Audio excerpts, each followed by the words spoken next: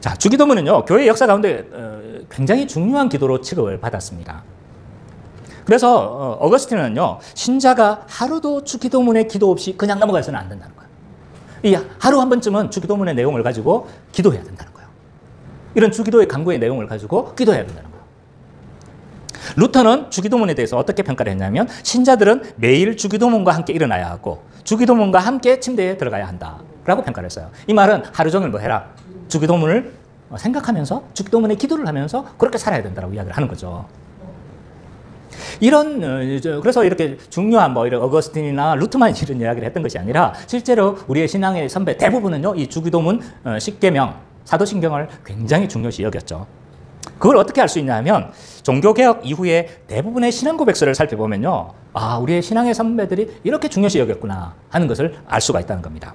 그래서 이런 개혁파, 칼빈의 영향을 받았던 신앙 고백서들을 살펴보면요, 다 이 세 개로 이루어진 거예요.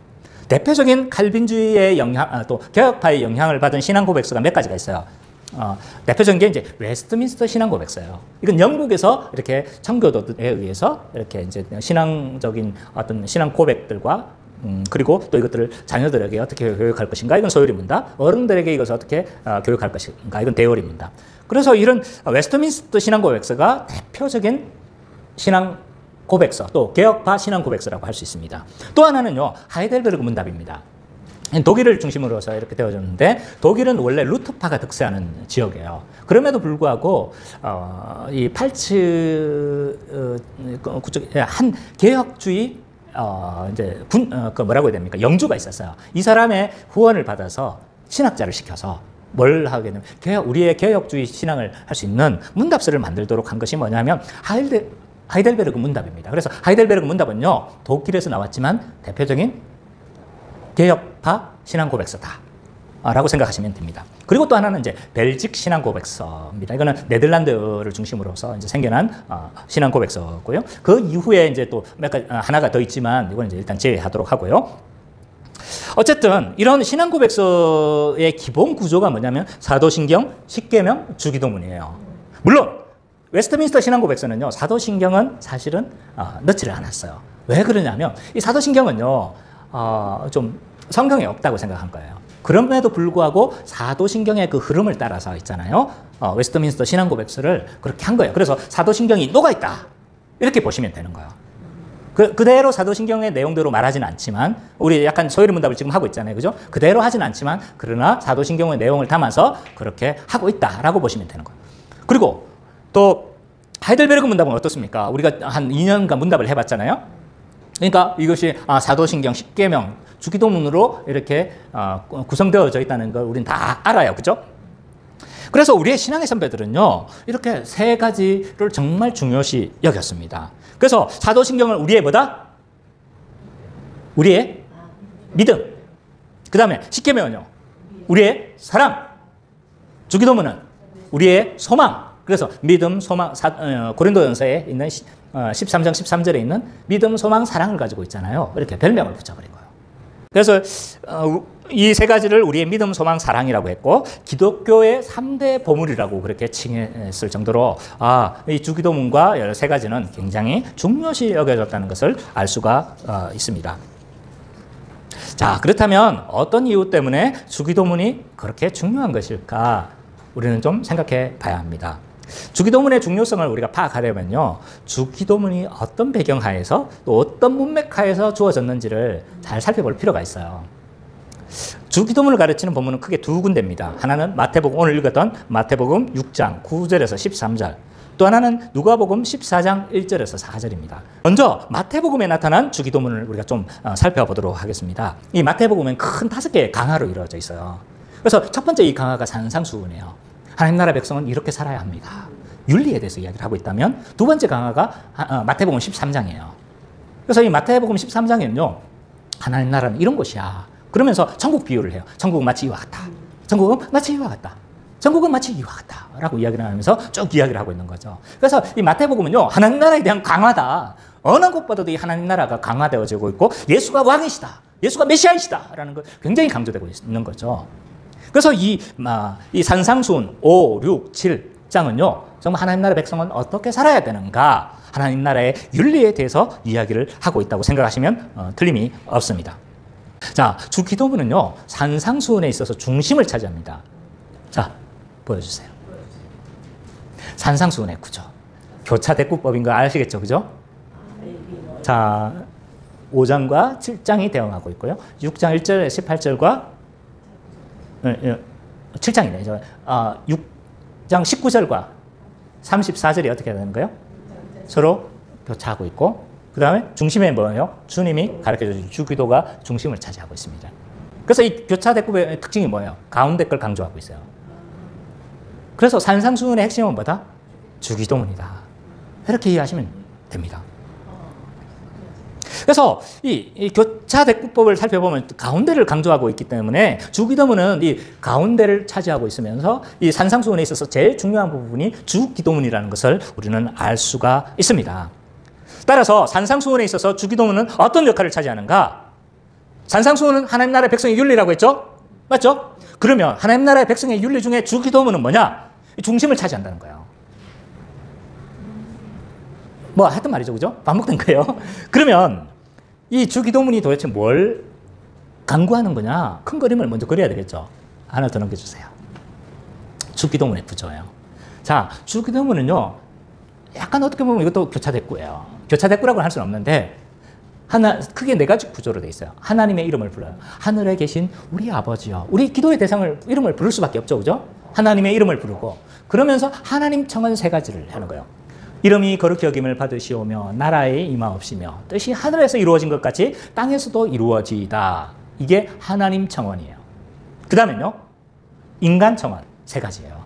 오늘날 우리에게 일용할 양식을 주시옵고, 우리가 우리에게 죄 지은 자를 사하여 준 것 같이 우리 죄를 사하여 주시옵고, 우리를 시험에 들게 하지 마시옵고, 다만 악에서 구하시옵소서. 인간 청원 세 가지, 하나님 청원 세 가지, 인간 청원 세 가지. 그 다음에 마지막 송영을 뭐 하는 거예요? 나라와 건세와 영광이 아버지께 영원히 있사옵나이다. 이런 구조로 이루어져 있다는 것을 알 수가 있습니다. 따라서 하나님 나라의 백성은 어떤 자들인가? 날마다 주기도문을 구하면서 살아가는 자다. 그걸 좀 더 풀어본다면 하나님 나라 백성은 하나님 나라와 하나님 나라의 의를 구하면서 살아가는 자다. 이건 앞에 하나님 청은요, 하나님 청원은 하나님 나라예요. 그 다음 밑에 인간 청원은요, 하나님의 의를 구하는 거예요. 하나님 나라와 하나님의 의를 구하는 자다. 그래서 하나님 청원은 하나님 나라를 구하는 거다. 인간 청원은요, 하나님의 의를 구하는 거다. 그래서 이 하나님 나라의 백성의 윤리는 뭐냐? 날마다 이건 거예요. 날마다 하나님 나라와 하나님을 구하면서 살아가는 자가 하나님 나라 백성의 특징이다. 라고 말을 할 수 있는 거예요. 그래서 예수님은 우리에게 뭐라고 이야기하고 있냐면, 먼저 그 나라와 그 의를 구하라. 그리하면 이 모든 것을 너희에게 더하시리라 하신 말씀의 이유가 거기에 있는 거예요. 신자는 뭐여야 된다는 거예요? 이 주기도문의 하나님의 백성이라면 이 주기도문의 정체성과 주기도문의 소망을 가지고 살아야 된다는 거예요. 그걸 가지고 기도해야 된다는 거예요. 당연히 이런 정체성을 가지고 있어야 된다는 거예요. 그래서 주기도문은 우리의 소망인 거예요. 그래서 왜 이제 소망인지 아시겠죠? 잘 모르는 것 같네. 자, 두 번째. 왜냐하면 유대인들은요, 하루에 3번씩 기도를 하던 사람이었어요. 철저하게 기도 시간을 하던 사람들이었고, 기도를 우리보다 더 열심히 하던 사람들이에요. 그런데 왜 기도를 가르쳐 달라고 했을까? 이 질문을 반드시 해야 되는 거죠. 그러면 이것이 기도의 방법을 가르쳐 달라는 것이 아니라 기도의 내용을 가르쳐 달라는 것이라는 것을 우리는 짐작할 수가 있는 거예요. 자, 제자들의 이런 요청은요, 기도의 방법을 가르쳐 달라는 것이 아니라 기도의 내용을 가르쳐 달라는 거예요.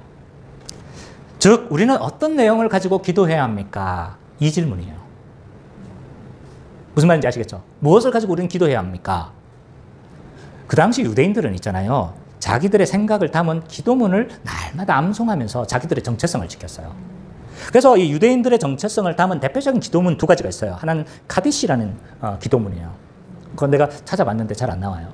그 다음에 18기도문이라는 게 있어요. 요한도, 세례 요한도 자기들이 있잖아요, 정체성을 담은 그런 기도문을 제자들에게 가르쳐 준 것 같아요. 그래서 요한의 제자들이라면 이런 정체성을 가지고 기도해야 돼라는 그 기도문이 있었던 거죠. 그것은 전해지지 않습니다. 그래서 그 당시 이제 제자들도 아는 거예요. 요한은 이렇게 자기 제자들에게 이런 기도문을 가르쳐 줬는데 우리는 예수님의 제자고 하나님 나라의 백성으로서 하나님 나라가 왔다면 어떤 정체성을 가지고 기도해야 합니까? 이 질문인 거예요. 그러면 이 내용들은 뭐냐면 이제 하나님의 백성은 이런 정체성을 가지고 기도해야 된다는 거고 하나님의 백성인 내가 이렇게 살게 해주세요. 기도해야 될 그 내용을 우리에게 가르쳐 주세요 하는 질문과 동일하다는 거죠. 그러면 동일한 거예요. 그 내용은 뭐예요? 하늘에 계신 하나님 나라의 백성은 이렇게 기도하면서 살아야 된다는 거죠. 하늘에 계신 우리 아버지. 동일한 거예요. 마태복음에서 말한 주기도문과 누가복음에서 나타나는 이 주기도문은 상황과 배경이 좀 다르지만 다른 상황에서 가르쳐진 내용이지만 그럼에도 불구하고요. 동일한 내용을 강조하고 있어요. 그게 뭐예요? 하나님 나라 백성은 이렇게 살아야 합니다. 이런 소망을 가지면서 기도해야 합니다. 당연히 이것을 추구하면서 살아야 돼. 라는 그런 내용으로 할 수가 있는 거죠. 그래서 이 주기도문을 우리가 마치면서 보통 기도를 많이 해요. 마치면서 왜 기도하냐? 이유가 있어요. 이제는 배회하면서 세상으로 가는데 세상 가운데서 우리가 주기도문의 정체성을 가지고 살아가게 해 주십시오. 날마다 주기도문을 우리가 주기도문의 내용을 추구하면서 그렇게 살아갈 수 있게 해 주십시오 하는 기도문인 거예요. 우리 식사할 때도 참 어울리는 기도죠. 먹으나 사나 우리는 뭘 추구하는 거예요?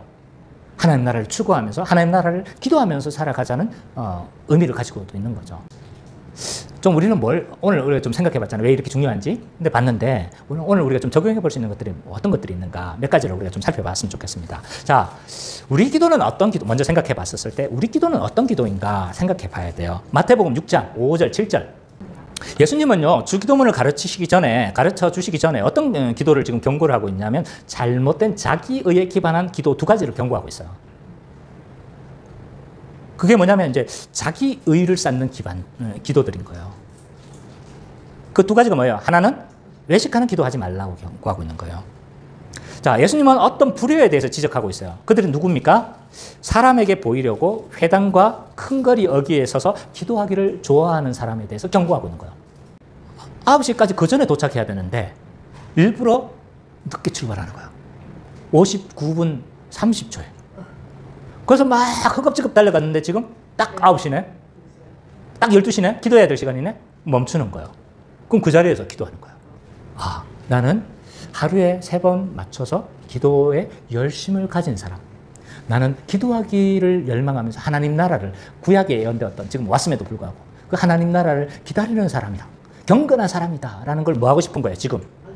알려주고 싶어 하고 선전하고 과시하고 싶어 하는 게 이 사람들의 목적인 거예요. 이건요, 지극히 자기 본의적인 태도예요. 자기를 위해서 기도하는 거예요. 자기 의를 쌓는 거예요, 지금. 그래서, 난 이렇게 경건한 사람이야. 자기 의 쌓는 거예요. 경건의 수단마저 뭐예요? 자기를 인정받는데 수단화 시키는 거예요, 이 사람들은. 하나님께 더 가까이 가기 위한 그 기도가 하나님을 만나는 시간인 그 엄중한 기도를 지금 어디에 지금 하는 거예요? 하나님을 위해서 쓰는 것이 아니라 누구를 위해서 쓰고 있다? 자기를 위해서 지금 쓰고 있는 아주 이건 정말 가식적인 사람이라고 할 수 있죠. 하나님 편에서는. 두 번째로 경고하는 사람이 있어요. 그건 뭐예요? 중언부언하며 기도하는 사람에 대해서도 경고하고 있어요. 자, 이 중언부언 기도하는 게 뭐냐 하면 의미 없는 말을 계속적으로 반복하면서 하는 기도인 거예요. 이것도 자기 의를 위해서 그러는 거예요. 뭐냐 하면 계속 기도를 많이 해서 기도 시간을 지금 늘리려고 하는 거예요. 그래야 누가 지금 감동하는 거예요? 네, 하나님이 감동한다고. 이방인들이 그렇잖아요.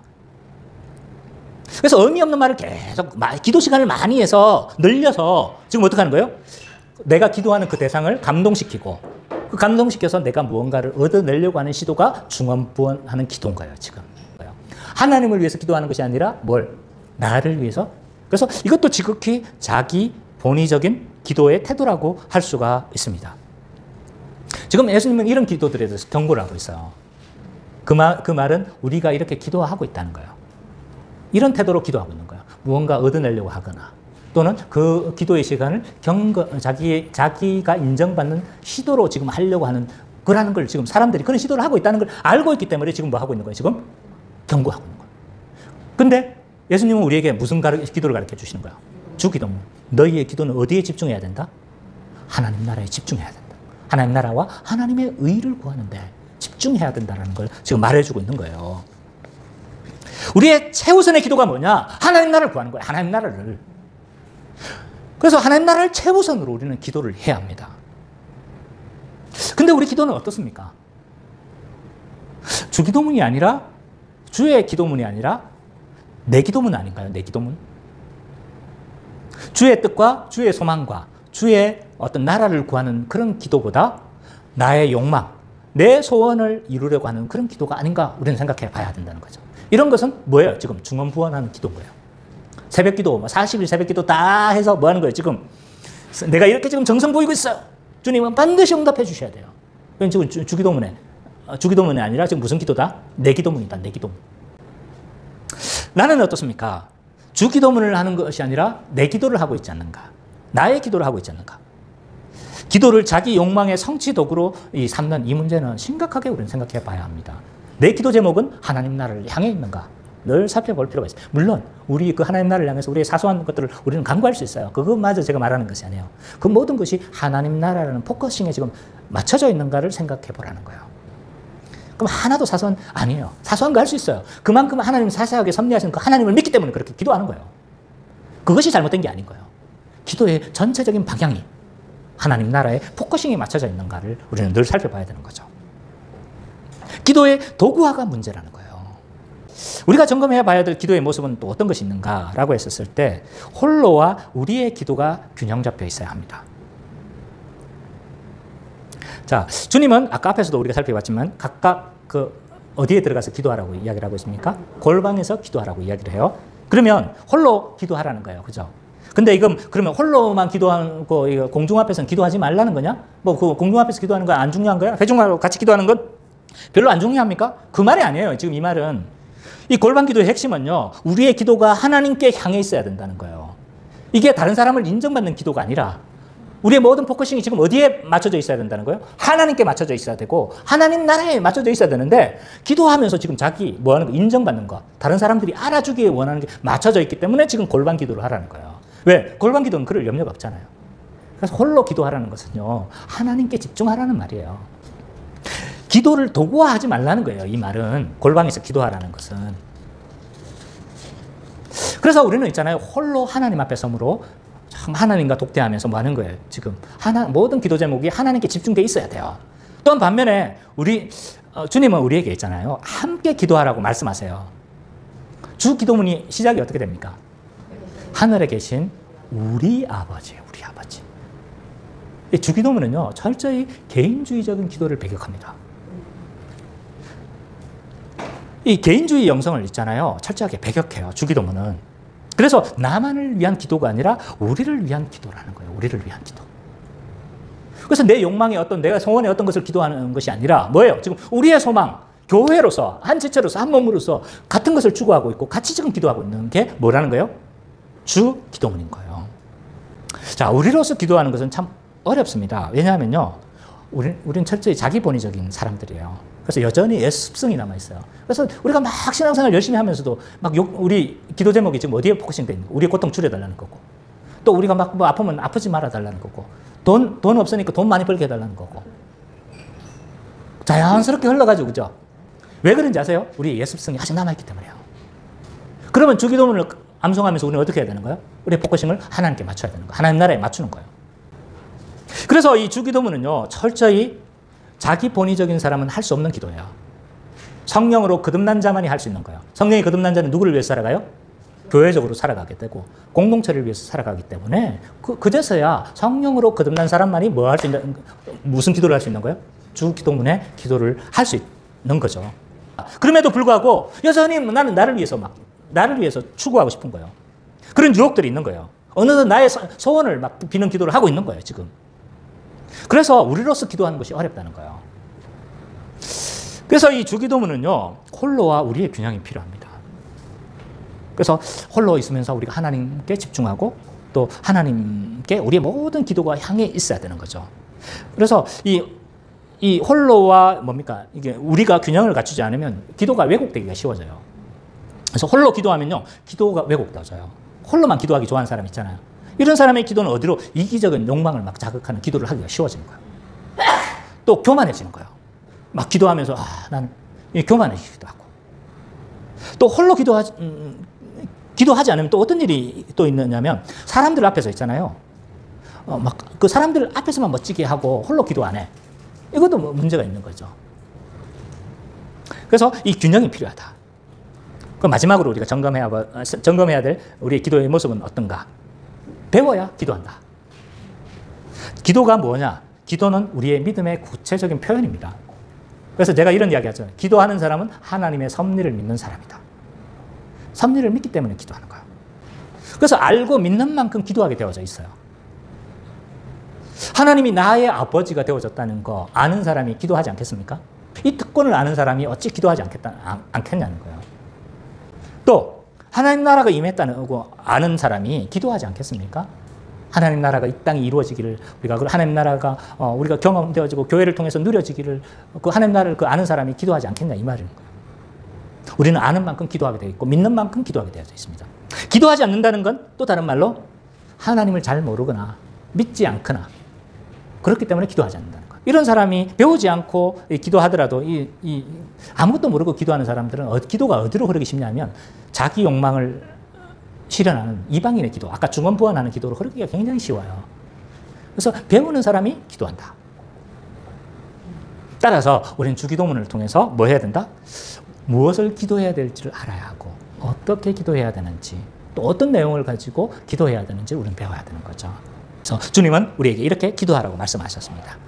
구체적으로 우리가 배운 내용들을 배우지는 않았지만 그러나 주님께서 가르쳐 주신 기도가 얼마나 중요한가 이런 역사적인 정황과 문맥적인 정황을 통해서 우리가 기도가 얼마나 중요한지를 알았고 또 그래서 우리가 어떤 기도를 해야 되는지 우리가 좀 살펴봤는데 그래서 이것들을 통해서 우리가 기도의 자리에 머물고 기도로 나아가는 우리 기쁨의 교회 모든 성도님 되시기를 간절히 축원합니다.